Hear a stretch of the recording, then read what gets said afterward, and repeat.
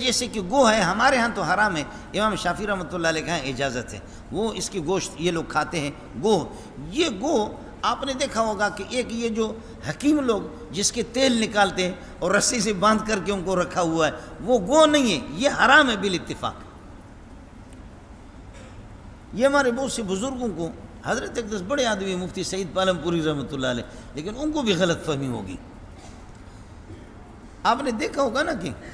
کھردرا قسم کا ہوتا ہے، اس پہ ہے اور اس کا تیل نکالتے ہیں حکیم لوگ، یہ بالاتفاق سب کے یہاں حرام ہے، یہ نجس ہے، یہ پلیت ہے۔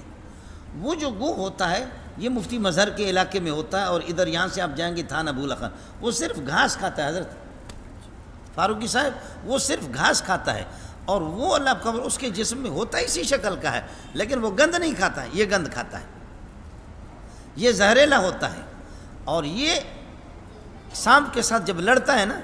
یہ جو حکیموں کے اس میں بڑے بڑے بھی ہوتے ہیں، درختوں کے بالکل یہ ہے کہ پرانے جو درخت ہوتے ہیں سڑے ہوئے ان کے جڑ میں رہتے ہیں،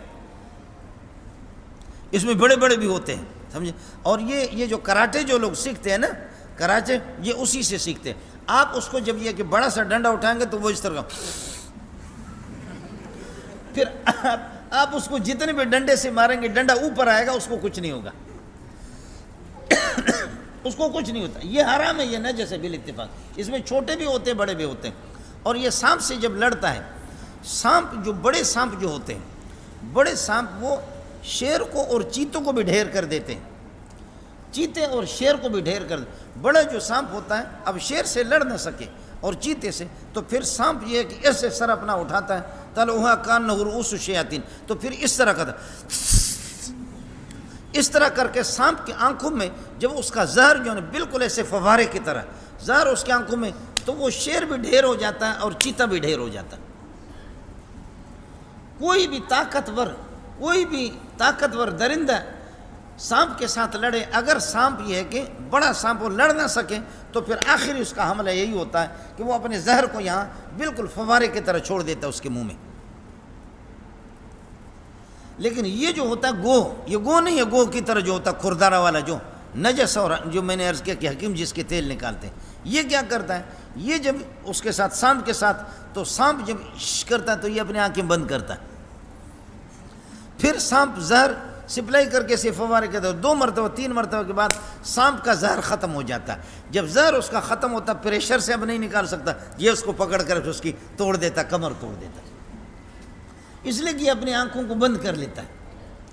اور اگر اس کی آنکھوں میں لگ بھی جائے، اس کی آنکھوں میں لگ بھی جائے، تو اس کی آنکھوں کے اوپر بالکل پلاسٹک نما اس طرح ہوتا ہے کہ وہ کھال سی فوراً بدل کر کے وہ زہر کو باہر پھینک دیتا ہے۔ جیسے کہ یہ عورتیں نکلتی ہیں نا کہ وہ بالکل یہ پلاسٹک جیسے اپنے آنکھوں پر لگاتی ہے، صبح کو بازار میں جا کر کے پھر شام کو آ کر اتار دیتی ہے۔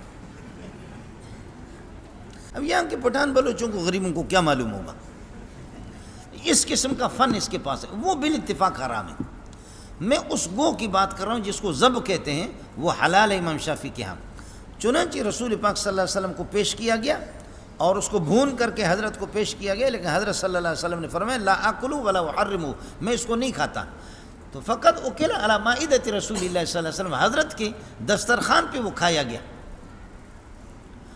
حضرت خالد بن ولید فرماتے کہ میں نے اس کو کھینچا اور کھینچ کر کے میں نے یہ ہے کہ دبا کر کے میں نے کھا لیا۔ امام شافعی کہیں یہ تقریر نبوی ہے۔ تو حدیث کہتے ہیں کہ ما اضیف الی النبی صلی اللہ علیہ وسلم، نبی صلی اللہ علیہ وسلم کا قول، نبی کا فعل اور نبی پاک صلی اللہ علیہ وسلم کی تقریر